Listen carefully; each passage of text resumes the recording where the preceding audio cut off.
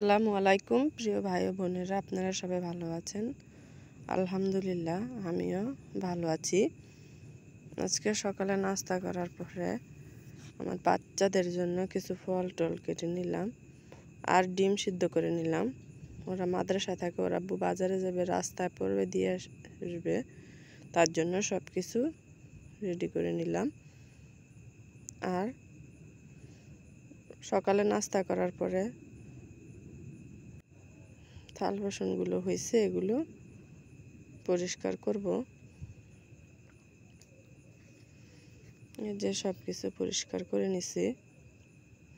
তারপরে আজকে ঘরটাও পরিষ্কার করে মুছে নিব। বাজার থেকে এসে পড়ছে, বাজার নিয়ে কাঁকরোল আর কিছু সিম নিয়ে আসছে। এদিকে আমি ঘর মোছার জন্য পানি নিয়ে আসছি। আজকে হাতে মুছবো, প্রায় লাঠি দিয়ে পোছা হয়। আর ঘর পোছার সময় মনে হয় যে মাথার যত চুল আছে সব ফ্লোরেই পড়ে থাকে, এমন অবস্থা। পুছতে হয় আর এই চুলগুলোকে ফেলতে হয় হাত দিয়ে পরিষ্কার করে। তারপর আবার চুলগুলো ফেলে দিয়ে আবার পুছে নিচ্ছি। এটা সুন্দর করে মুছে নিলে ভালোই লাগে। তারপরে রান্না জোগাড় করে রান্না বসাই দিয়ে জন্য চলে আসছি। সব কেটে ধুয়ে নিলাম, রান্না বসাই দিছি। তরকারি রান্নাটা হয়ে গেছে। তারপরে কাঁকরোলগুলোকে ভেজে নিব। আমি আবার কাঁকরোলের সাথে কিছু আলুও দিছি। আমার কাছে আলুটা খেতে অনেক ভালো লাগে। কাঁকরোল আর আলু একসাথে ভেজে নিব। এই কাঁকরোলগুলো ভাজা হয়ে গেছে। তারপর বিকেলে গেলাম একটু ঘুরতে। এখন আস্তে আস্তে বিলের পানি কমে যাচ্ছে।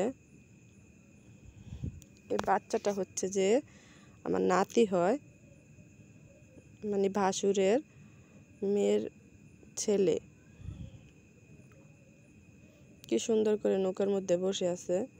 আগে তো এখানে অনেক পানি ছিল, এখন আস্তে আস্তে পানি কমে যাচ্ছে। অনেক দিন ধরে এই বাদামগুলো পড়ে আছে। চিন্তা করলাম যে এই বাদামগুলো দিয়ে না বানাই নেই, তার জন্য মিঠাই দিয়ে জাল করে নিচ্ছি।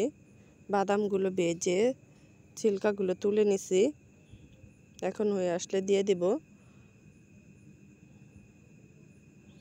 আজকে এই পর্যন্তই। আল্লাহ হাফেজ। ভিডিওটা ভালো লেগে থাকলে চ্যানেলটা সাবস্ক্রাইব করে দিয়ে আমার পাশেই থাকবেন।